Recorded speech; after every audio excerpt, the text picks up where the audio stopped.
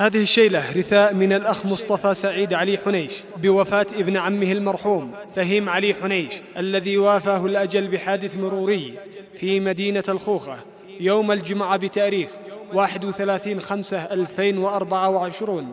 تغمده الله بواسع رحمته وأسكنه فسيح جناته ويلهم أهله وذويها الصبر والسلوان. كلمات الشاعر شهاب الهكماني الغبشي، أداء الفهد اليماني أشرف الشجاع. يا وجودي وجود اللي راح لابن عمه بتسهر في الغربة وضايق يعاني. مصطفى قال والله الزمن صاب سهمه، صبني اليوم بطعنا حطمت للأماني. يا وجودي وجود اللي راح لابن عمه بتسهر في الغربة وضايق يعاني.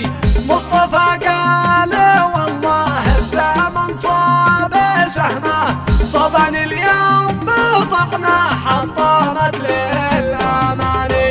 رحل ابن عمي صابت القلب غمه وضيقتي والهموم الله من علم جاني.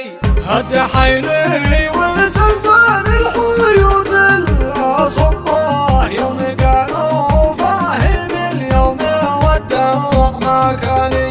ما استعبت الكلام قمت دقيت رقمه، جبني عذر حاول وقت ثاني.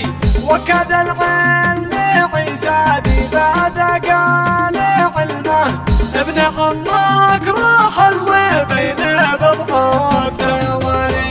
يوم جمعه بحادث سيق تسالي دمه، من موته اللي قد عامني عياني.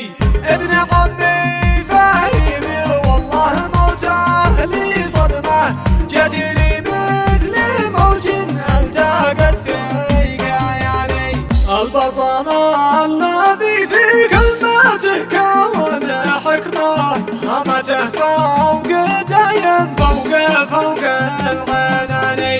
تبقى بلا حنيش ذيك علي باسمه، والمواقف تشهد له وصفاته الحساني. والكرم والشهامة فيه تجري بدمه، كفو مقدامه وفي ما مثيله ثاني. كان لي خير مرزح زند ظهري وعظمه، لو نخيته لي لبى من ما شافوه اتاني. بعد موته صارت